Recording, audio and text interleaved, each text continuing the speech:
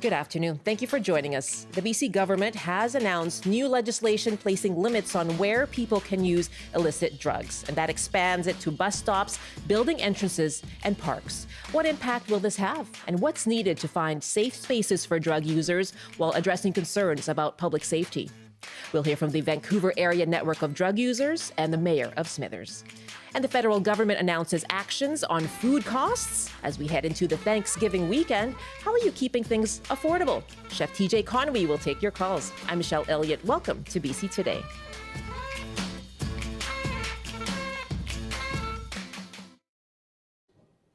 Thank you for joining us on CBC Radio 1 and live streaming on CBC Gem, cbc.ca/BC, and on the CBC Vancouver YouTube page. In the last hour, the province announced it's expanding the list of public places where illicit drug use will be banned. It will be prohibited from within a 6-meter radius of building entrances, within 6 meters of bus stops, and near parks. The provincial government previously announced a ban on drug use near playgrounds, wading pools, and skate parks. Now, this comes more than 8 months since BC began a 3-year pilot project decriminalizing the possession of some illicit drugs. Premier David Eby says today's announcement is a response to concerns from the public and from business owners. This balance between making sure that we're providing opportunities for people with addiction to get into overdose prevention sites, that we're getting them out of the criminal system, recognizing their health issues, getting them into treatment.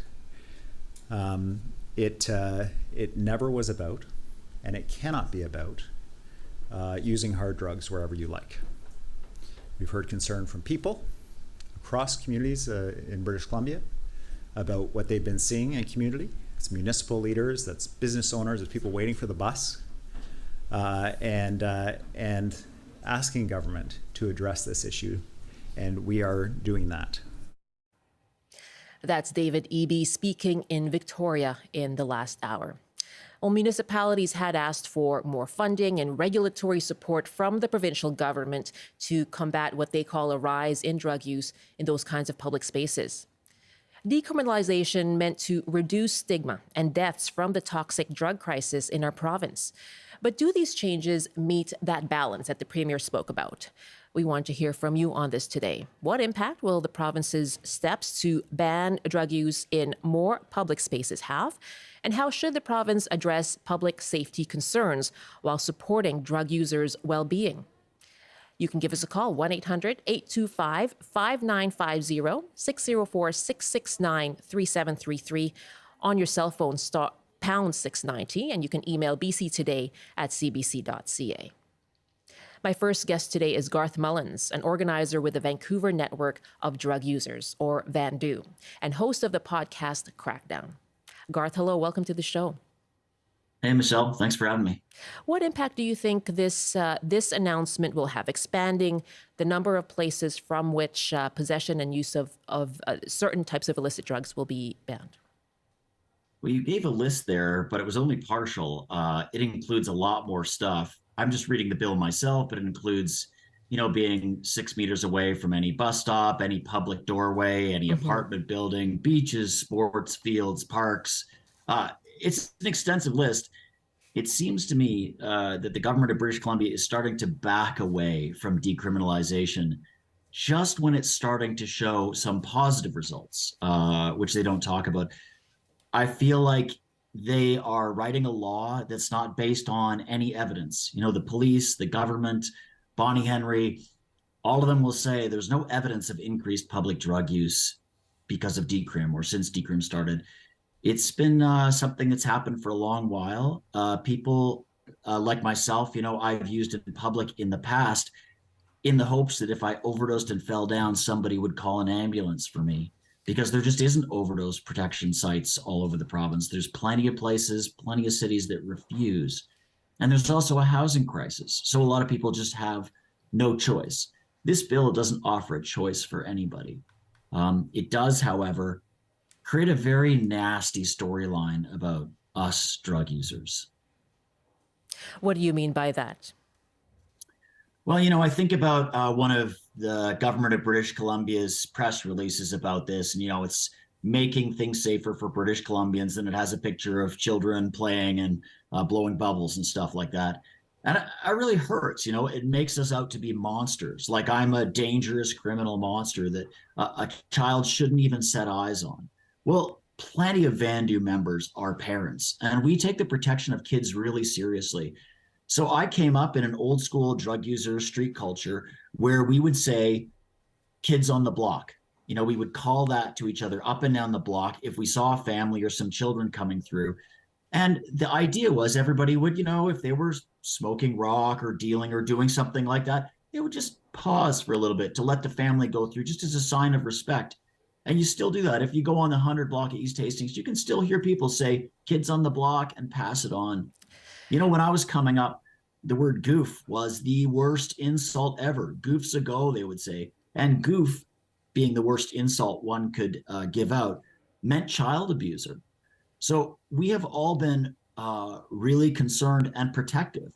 So we've had a bit of a street code, We want to be able to be good neighbors. So do you then agree with the fact that, or the complaint or the criticism that even the perception, seeing drug use around children at parks and playgrounds is something that compromises the sense of public safety? Yeah, I think the idea of visible poverty is very disturbing to some people. Lots of drug users are poor, but lots of drug users also are well off. This targets drug users who are in public. And, people see someone drinking a coffee or smoking a cigarette or whatever, kids see people having a drink. This is not something to legislate and throw police at.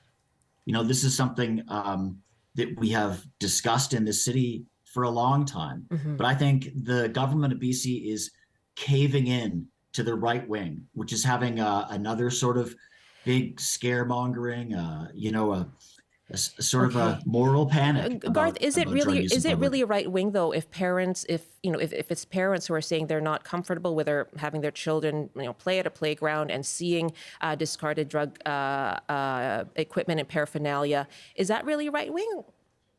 Yes, these comments have been around the city for a long time, but the right wing has organized them and weaponized them. The people like Pierre Poilievre and Kevin Falcon, the leader of the Conservative Party of Canada for Pierre, and Kevin being the leader of the right-leaning party here, they are weaponizing these comments so that they can get into power. And we've seen this in Vancouver.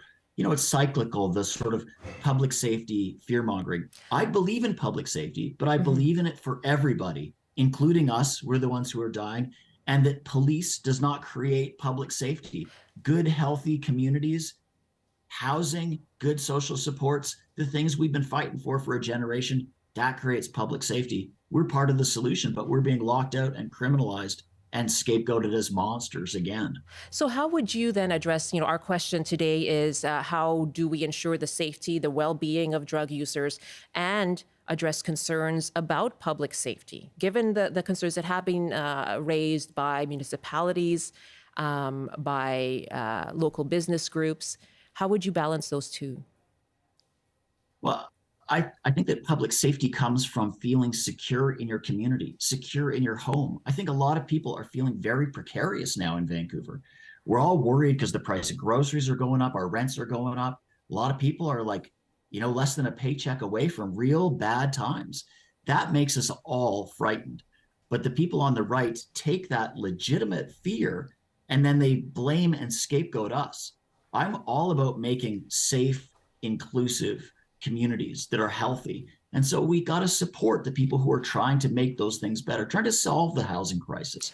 We have said, let's build safe injection sites. Let's build more of them. Let's build out harm reduction. Right now, we have a few pilot projects on the downtown east side.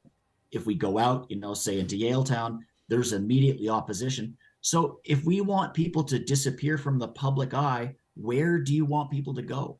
Right? Like we have to have housing and OPSs. We have to have options if we're serious about it. Right now, it's just pushing us back into the alleys, pushing us back into disappearing. Garth, thank you very much for joining us. Really appreciate hearing from you today. Thanks, Michelle. And everybody stay safe and keep six. You take care. Garth Mullins is an organizer with the Vancouver network of Drug Users, or VANDU, also the host of the podcast Crackdown.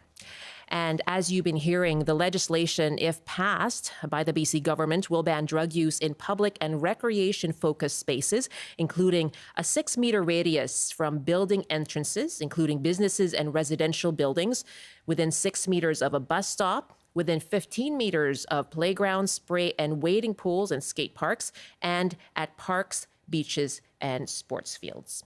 So we're asking you, what impact do you think that will have? And how do we ensure the safety of drug users and address concerns about public safety? You can give us a call, 1-800-825-5950, 604-669-3733, pound 690 on your cell phone. You can also send us an email, bctoday@cbc.ca. In a moment, we'll hear from the mayor of Smithers. But right now, let's hear from Sean, who's joining us from Vancouver. Hi there, Sean. Oh, hi there. Thanks so much for calling in. What are your thoughts on the proposed legislation that's been announced today?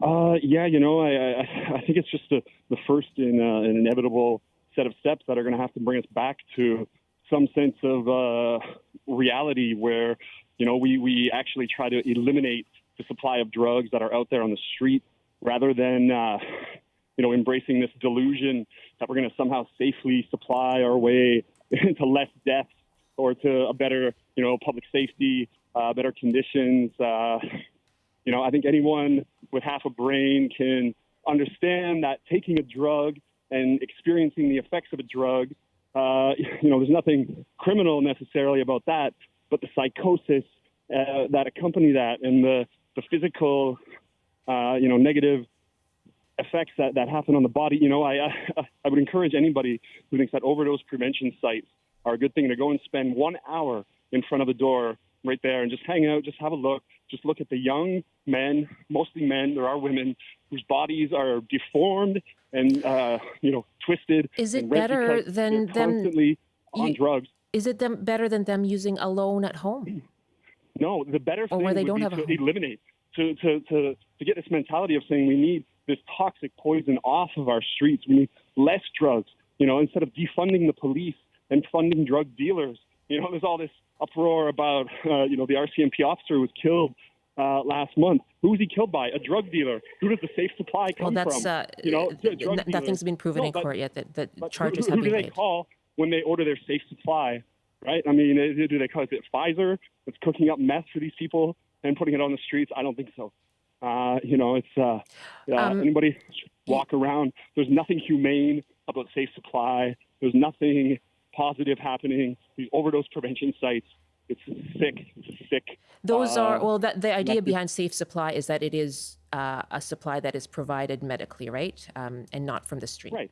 And it comes from people who think it's fine to come around and shoot. He said, they get it from the dark web. The dark web do they have a medical supply? That's where it comes from. It comes from the dark web. Sean, I understand you own a shop downtown. Yeah. Yeah. What's been the impact on you? Horrific, disturbing, awful thing. I've traveled the world. I've lived in third world places. I've never experienced the sick level of random violence, of psychosis, of watching people with their faces on the sidewalk because maybe they got a good safe supply that day, and that's enough to supply them until they wake up and realize that they've been, destroying their bodies. And, it really upsets me. So it sickens me. Targeting the supply of street thugs then. NDP garbage mentality is destroying our society day by day, worse and worse. Okay. Sean, thank you very much for the call. That's Sean in Vancouver, who's a shop owner downtown. Obviously, some strong opinions there on the impact of decriminalization.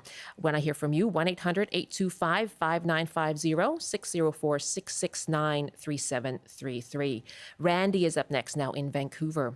Hi, Randy. Thanks so much for calling in. What are your thoughts? Hello. Thank you for taking my call, and hello to your guest. I agree with this proposed legislation. I haven't read the entire context of it, but I think what we've done with decriminalization, it hasn't been a good plan.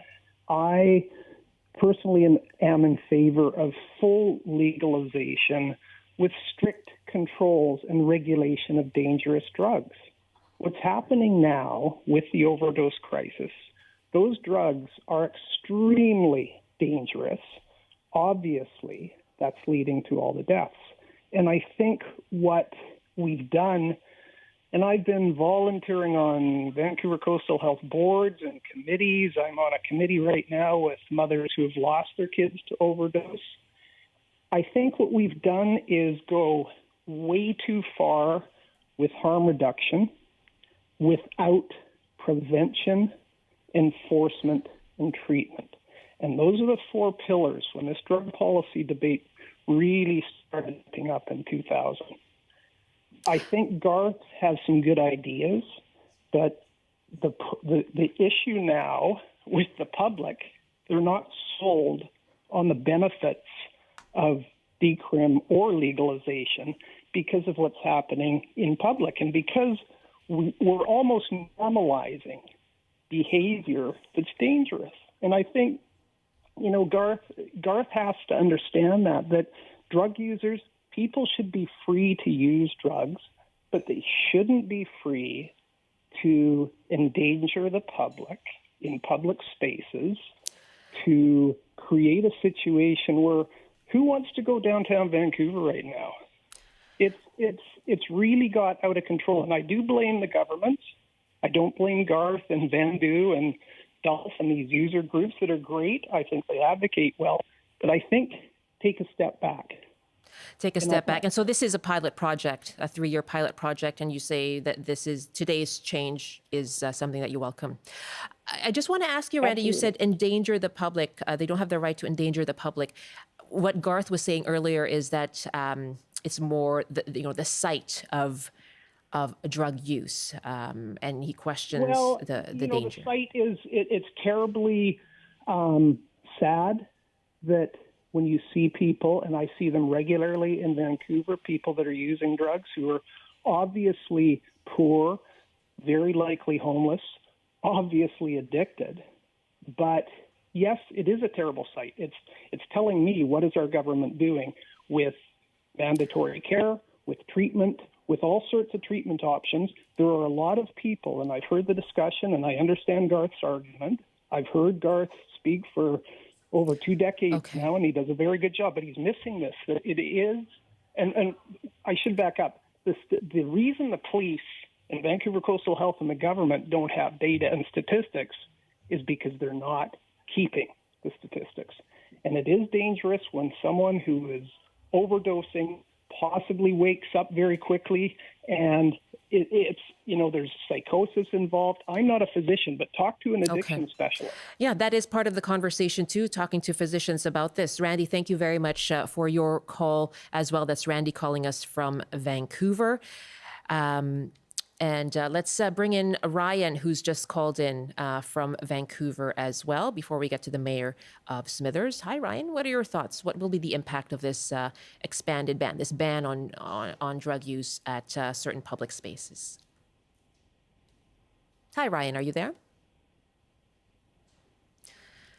I think we don't have our connection with Ryan right now. Let's try and reconnect with him in just a moment.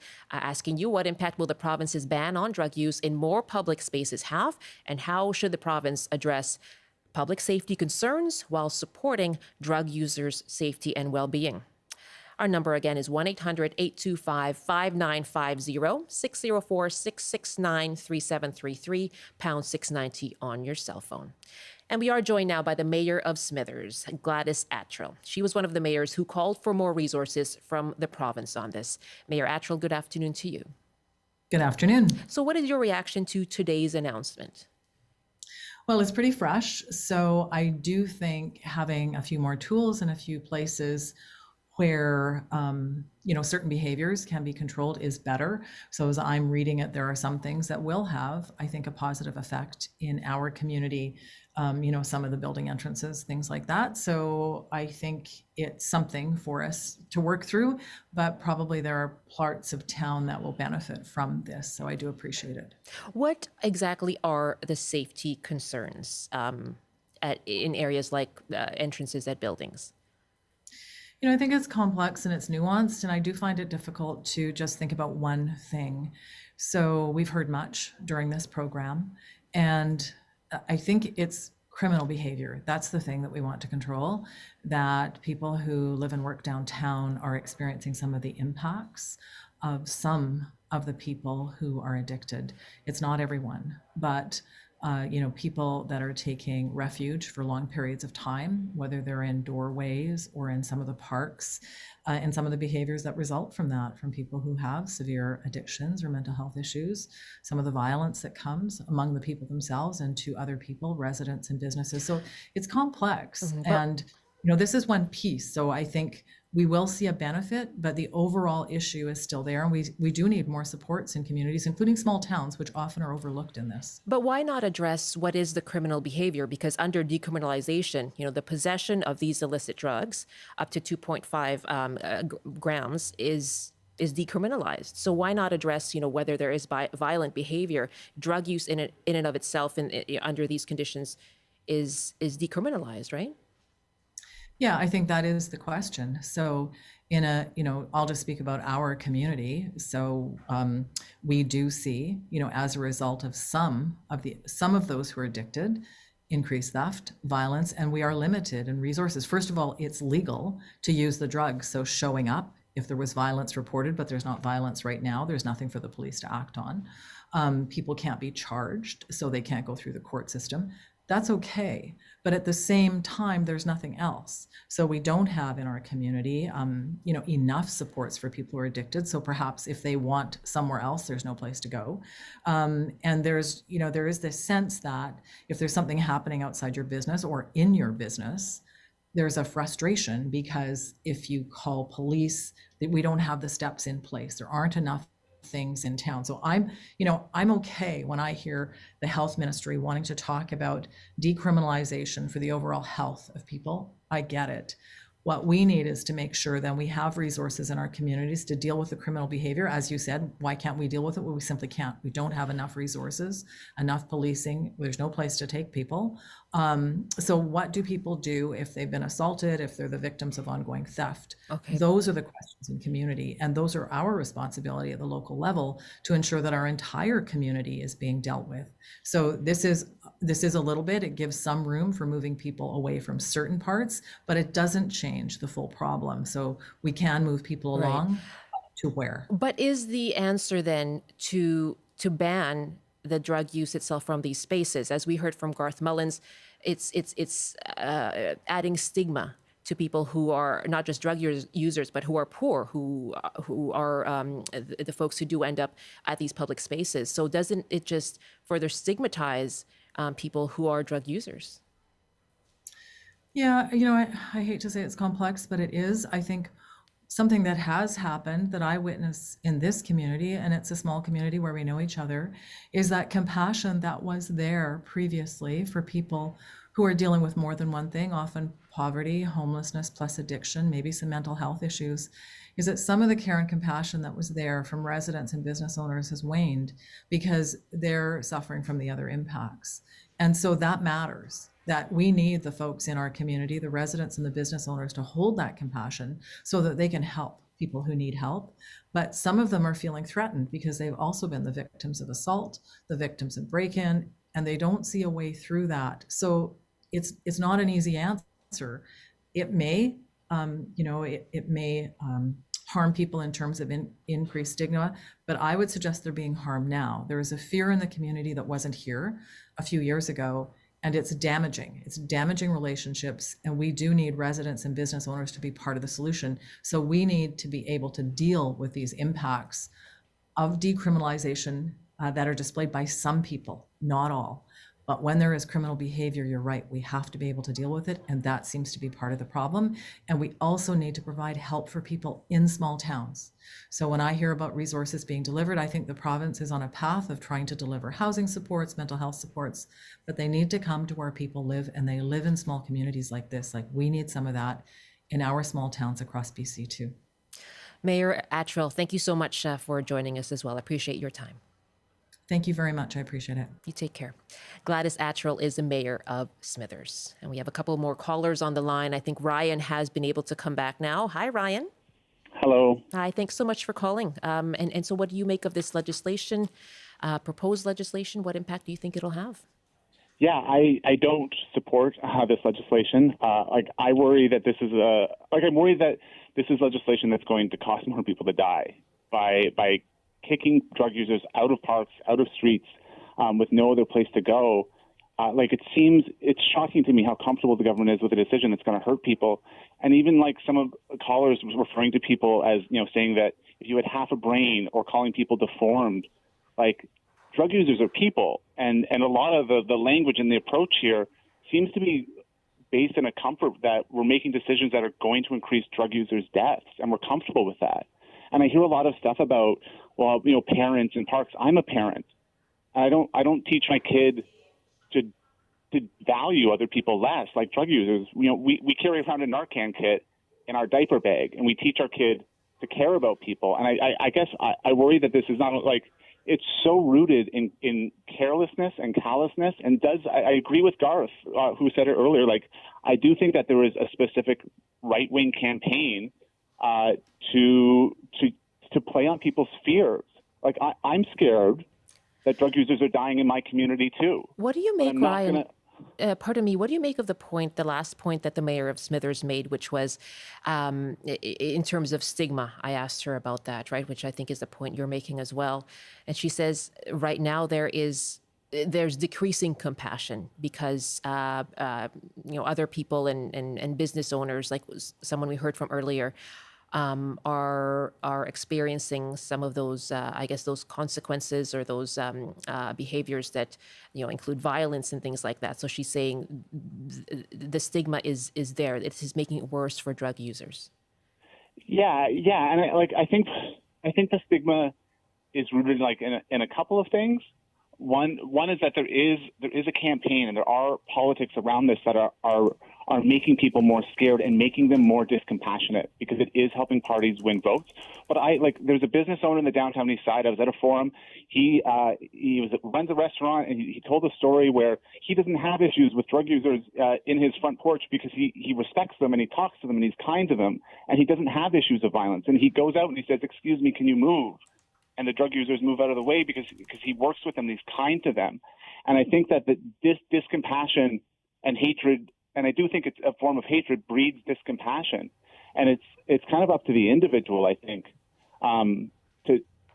to care more. Like, it's up to each of us to care more. And when I see a policy like this, it seems careless because not only is it a lack of caring, but it's careless in that it doesn't seem to be as concerned as it needs to be with the harm that it's going to cause and the deaths that it could potentially cause. It just seems so dangerous. And to hear people say things like drug users are deformed, it kind of proves the point around the dehumanization that's going on here. It's discriminatory. Ryan, thank you very much for your call as well from Vancouver.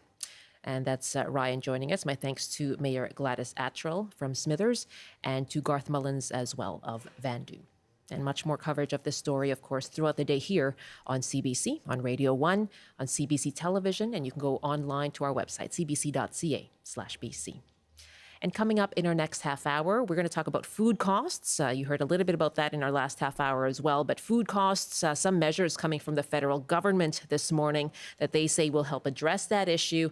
We'll ask you how you're trying to keep the big weekend coming up on Thanksgiving, how you're trying to keep that affordable for you. Take your calls coming up after the CBC News Update with Robert Zimmerman. Good afternoon. The latest count shows there are almost 5,000 people living on the streets of Metro Vancouver. That's nearly 1,200 more than 3 years ago. The report found Indigenous people were overrepresented, making up 33% of the homeless count, while making up only 2.4% of Greater Vancouver's population. As we've been hearing on the show, the provincial government has introduced legislation that will ban illicit drug use in many public spaces. It comes less than a year into a decriminalization decriminalization pilot project meant to destigmatize drug users. Premier David Eby says while people in BC overwhelmingly agree addiction is a health matter, they are also concerned about open drug use in public spaces, especially near where kids play. And Drive BC says a stretch of the Trans-Canada Highway in the Fraser Canyon is closed after a fiery crash this morning. It happened south of Cache Creek near Spence's Bridge. And now the forecast on the north coast, a chance of showers this afternoon with a high of 15, highs reaching 9 with a mix of sun and cloud in the Peace. In the central interior, mainly cloudy with a high of 14 degrees, highs to 19 with some sun and cloud in the Kootenays. In the southern interior, sunshine with a high of 20. And for Metro Vancouver, Greater Victoria, and the Fraser Valley, sunny this afternoon with highs in the low 20s. More local news coming up at the top of the hour. Now back to Michelle with BC Today. Thank you, Rob. Do you have plans for Thanksgiving? I have no plans. No? Okay. Just having supper at home. Yeah, is it going to be a good supper? I hope it is. That's the plan. You can come over to my get-together. How's that? Why? Yes. You're having a big party? I have a big family. So any party is a big party. Nice. Come on over, all 19 what are you of making? I am contributing to the potluck some roasted vegetables. Super. Yeah, That so sounds good. I'm really excited about that. You I can get your found hands on some of that pumpkin. some of that pumpkin, The yeah. large pumpkin that There's a lot to spare. there is. So hopefully some of it can come our way. Thanks so much, Rob. I do bet. hope you get to have a nice meal, though. Thank you. Rob Zimmerman in the CBC Vancouver newsroom. That is an open invitation to Rob. Welcome back here with BC Today here on CBC. I'm Michelle Eliot. Nice to be with you. You can join us, of course, on CBC Radio 1, live streaming as well, cbc.ca/BC, or on YouTube. Just find us on CBC Vancouver. You can use the CBC Gem app as well. Well, with regard to food costs, the federal government says it's received commitments from the 5 biggest grocers that will help stabilize the cost of groceries in this country. Innovation Minister François-Philippe Champagne shared details this morning in Ottawa. Starting soon, Canadians will be able to see rollout of actions such as discount across a basket of food products, price freezes, and price matching campaigns, to name a few. Because as you would appreciate, I receive plans from different grocers, and obviously we're just naming a few examples of what I've been saying. But these measures will bring a much needed, more competitive marketplace, and the winners of that are obviously Canadians. Because what we want is to set an objective, but the way to achieve it, we obviously want competition to play. And I can tell you, I've been looking at some flyers this morning, and you already see action in terms of different grocers adjusting ahead, obviously, of Thanksgiving. That's Innovation Minister François-Philippe Champagne speaking this morning. Now, the cost of food is certainly weighing on our minds as we prepare our Thanksgiving meals. So we're asking you, how are you keeping things more affordable this Thanksgiving? What are your own money-saving tips? You can share your favorite recipes and hacks as well. You can call us now. If you have a question too, give us a call. 1-800-825-5950, 604-669-3733, pound 690 on your cell phone. If you want to email us your recipe or your money-saving tips, it's bctoday@cbc.ca. And joining me here in our studio is Chef TJ Conway. He's the owner of Ono Vancouver, and that's a consulting company that works with small and medium businesses like restaurants and food charities. He's also the founder of Lunch Lab. That's a school program that shows kids how to grow and prepare food. Chef TJ, hello, welcome. Hi, thanks for having me. Thanks so much for being here. Are you celebrating Thanksgiving? I am, yeah. Okay. I am. What's on the menu? You know what? In any Asian household where you'll see turkey, you'll also see like ginataang kalabasa, which is kind of like a coconut curried squash. And You're things bringing like out the Filipino dishes. that. That's right. I yeah. see. So Yeah. like right alongside each other. That's very true. I'm Filipino as well, and alongside a turkey or a ham, we'll have something like sinigang. That's right.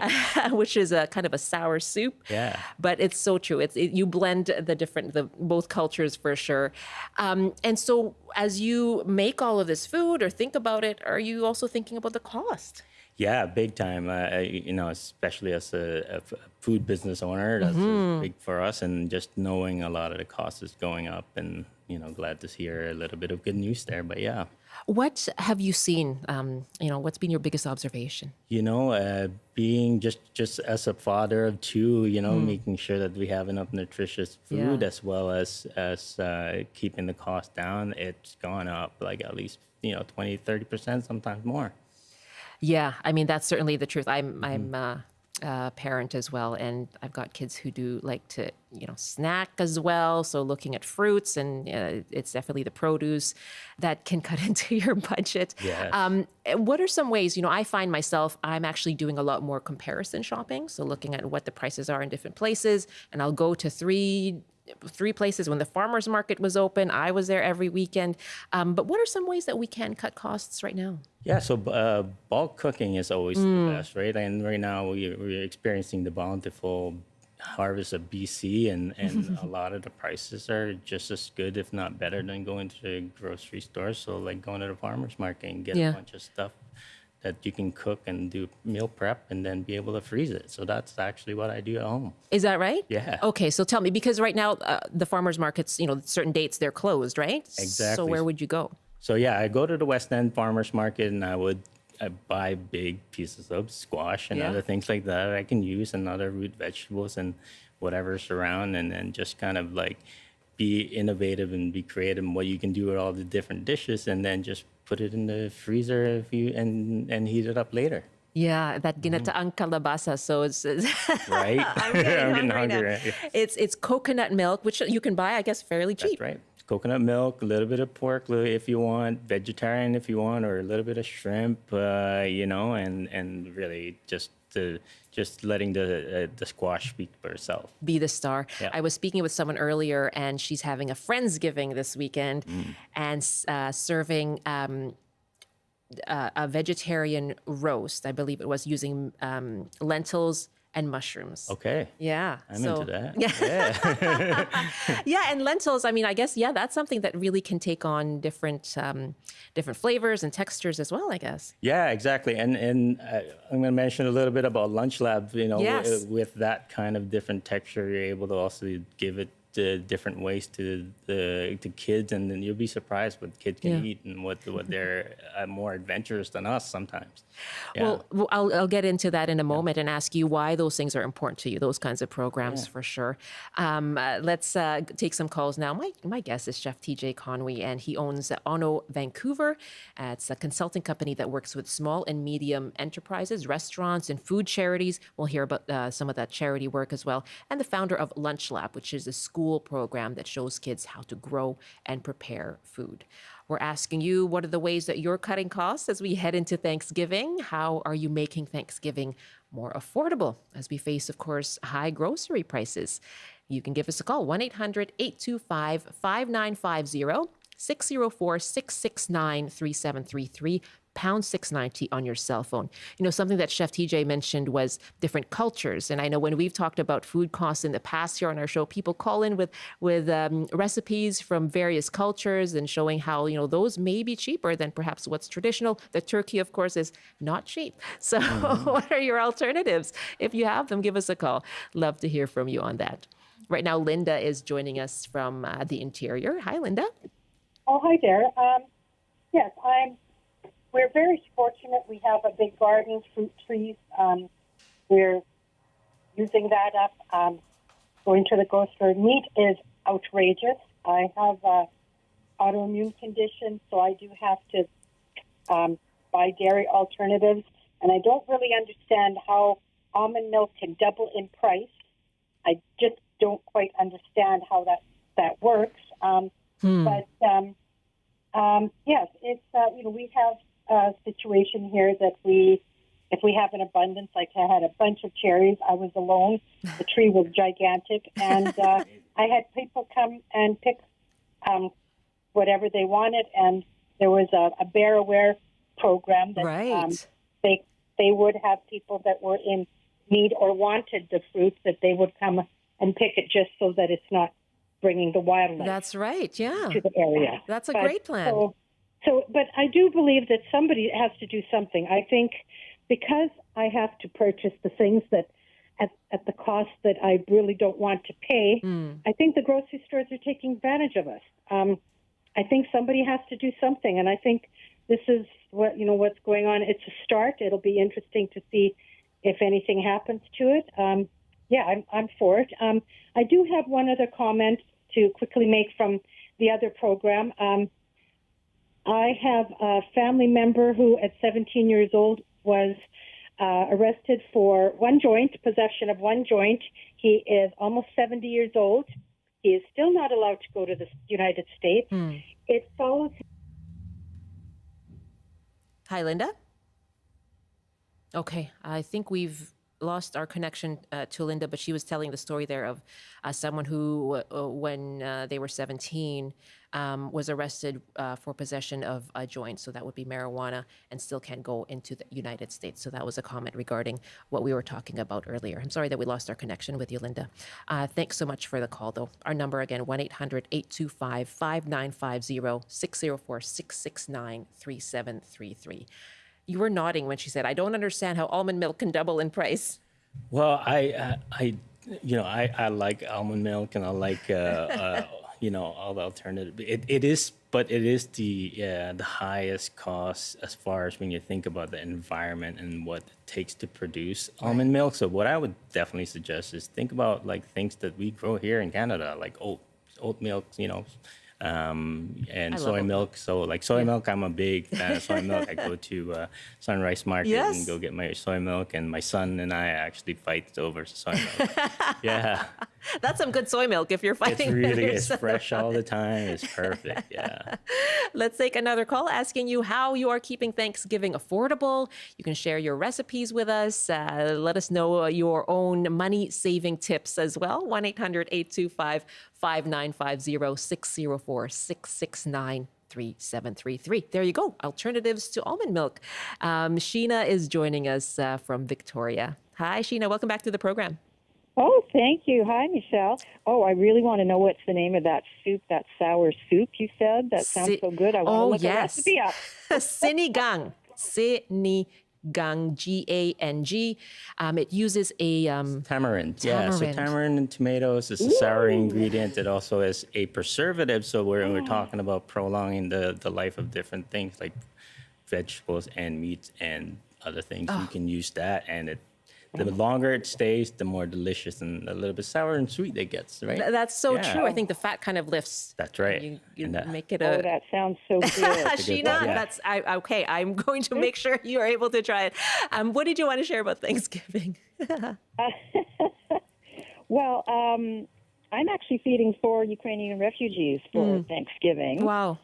And there's some lovely men working on our apartment building, and their families are in Toronto, so I'm going to feed them a turkey dinner. But I'm going to use the apples that grow in our apartment lot to make apple pie. Wonderful. I'm going to use the grapes to make grape juice. They don't drink alcohol.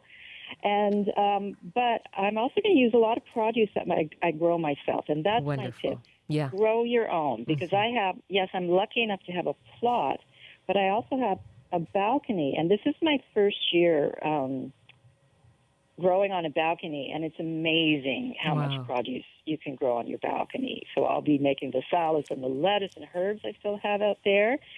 And don't forget to make a soup from the bones of whatever you're cooking. Extend the life of it, yeah. Yes, and cheaper. It's much cheaper and much better for the planet to buy dried ingredients. So I take my own glass containers to the bulk store, and I buy dried peas and beans and lentils and all that sort of stuff, because, of course, if they're dry, they cost less to transport than tinned, which has water in it, which is heavier. So, there's less burning of fossil fuels that way. You really have this comprehensive approach.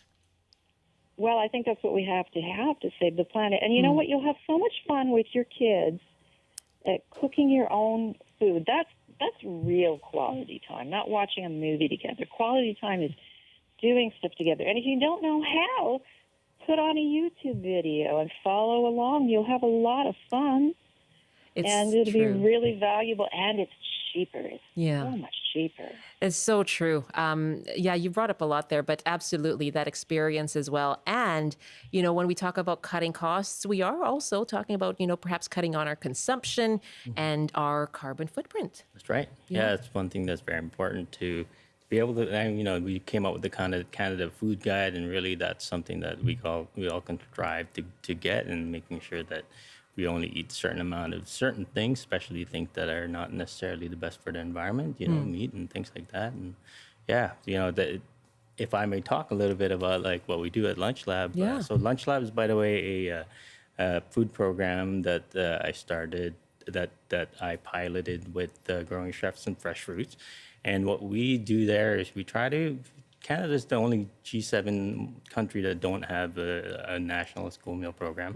What we try to do is to be an example of what it can be, how good it can be, teaching kids, 8 kids at a time, to be able to feed 200 kids at the same time. So Wow. the whole idea there is, if we are able to just touch on being able to talk to the kids about it, Yeah. and eventually talking about carbon footprint, that's one of the best things to do it. Why is that so important to you? And I know you do work as well. You've worked with other charities. You worked with Union Gospel Mission. You provide 1,200 meals in Vancouver. Yeah. Why is all this work so important So to you? I used to volunteer with Union Gospel Mission during COVID. I started with the help of Vancouver food runners. Actually, we were able to take on surplus food and give it back to the community by cooking it at Coho Commissary.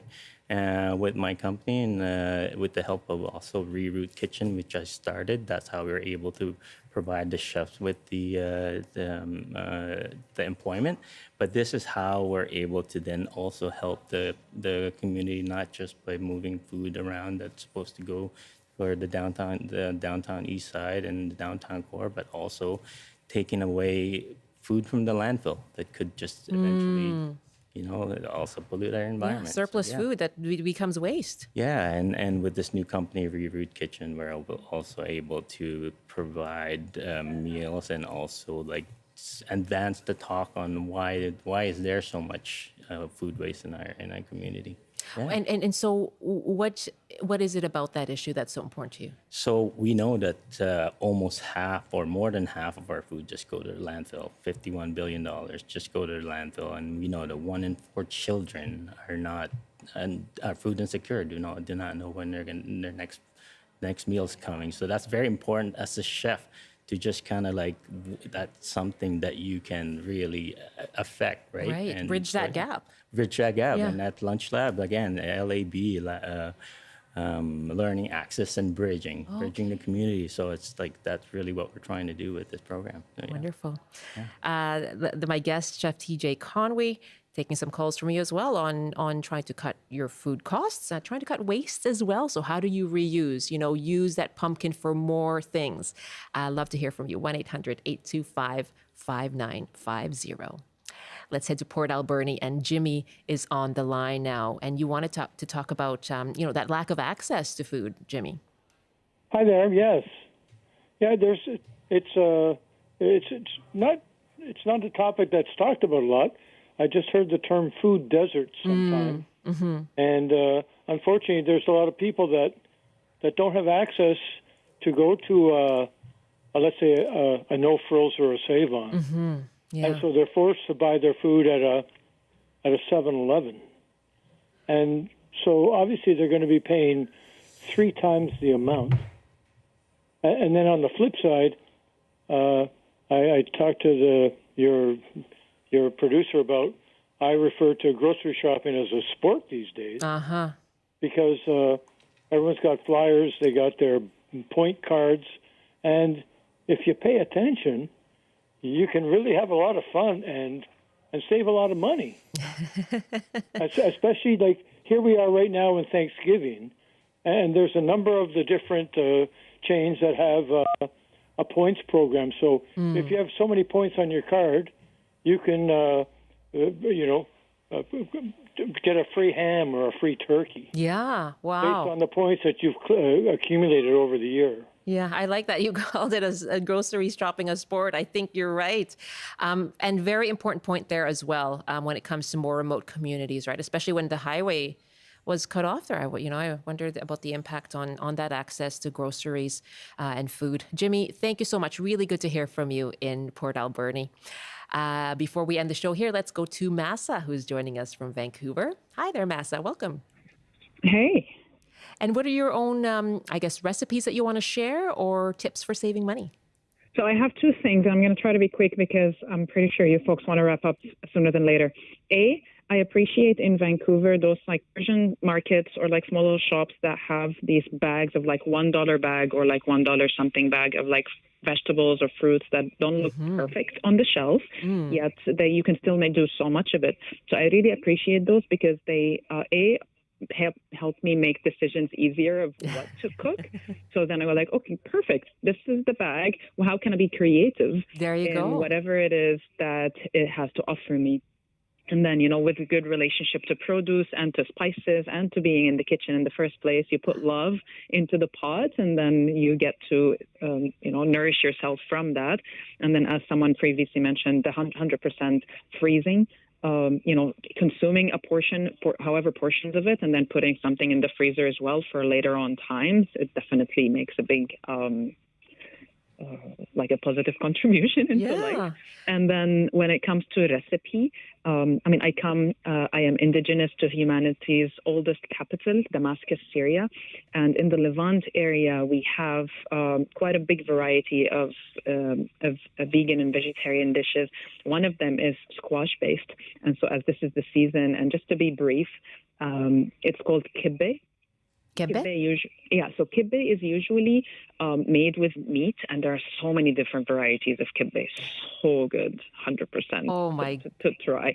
But then there is a vegan option of kibbe where there's something called bulgur. Have you had the tabbouleh salad before? Mm-hmm. Okay, so bulgur is then mixed with squash after the squash is boiled, and then that makes a quote unquote like the dough with like however different spices that go into it. And then you stuff it with spinach, and pomegranate molasses, walnuts, chickpeas. Massa, this kibbe, right? Kibbe, 100%. We will look for that. It sounds delicious. Good. He's smiling over here, Chef TJ. Thank you so much. So great to hear from you, Massa. I love the point about putting love into it, and love into your food and Thanksgiving as well. Great. Thanks so much for joining us. Thank you so much. Happy Thanksgiving to you. You as well. Chef TJ Conway, the owner of Ono Vancouver. That is it for our show today. Thanks so much to everyone who called in and joined the discussion. You can email us vctoday@cbc.ca. I'm Michelle Eliot. Have a great afternoon. Thanks for joining us.